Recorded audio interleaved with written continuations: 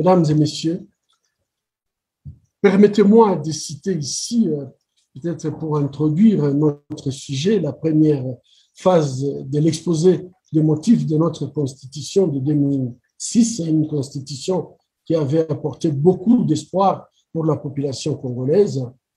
Et je cite, « Depuis son indépendance, le 30 juin 1960, la République démocratique du Congo est confrontée à des crises politiques récurrentes dont l'une des causes fondamentales est la contestation de la légitimité des institutions et de leurs animateurs. » Ça, c'est dans l'introduction de notre Constitution de 2006.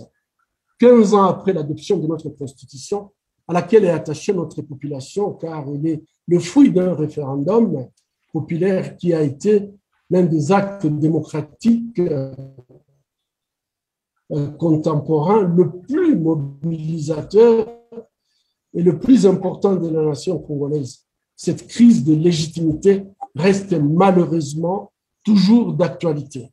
Si les premières élections démocratiques de 2006 avaient suscité beaucoup d'espoir, celles qui ont suivi en 2011 et en 2018 sont loin d'avoir satisfait aux exigences de transparence et de crédibilité. Mesdames et messieurs, vous l'aurez compris, l'instabilité politique et institutionnelle continue de caractériser le quotidien des Congolais. Il y a donc une véritable nécessité démocratique en République démocratique du Congo, car à chaque pic d'instabilité politique et institutionnelle correspond malheureusement une dégradation de la situation sécuritaire, un pic dans le nombre de femmes victimes de violences sexuelles que nous recevons ici à Panzi. Et donc souvent pour nous, c'est le baromètre qui nous permet de savoir ce qui se passe autour de nous.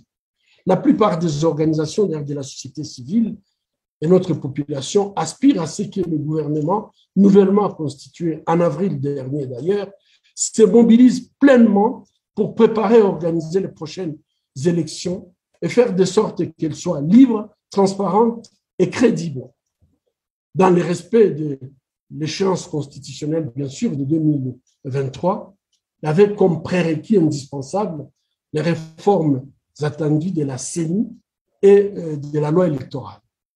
Mesdames et messieurs, parmi les causes profondes de l'instabilité et des cycles de violence figurent les crises de légitimité de nos institutions et de leurs animateurs, comme nous venons de les décrire.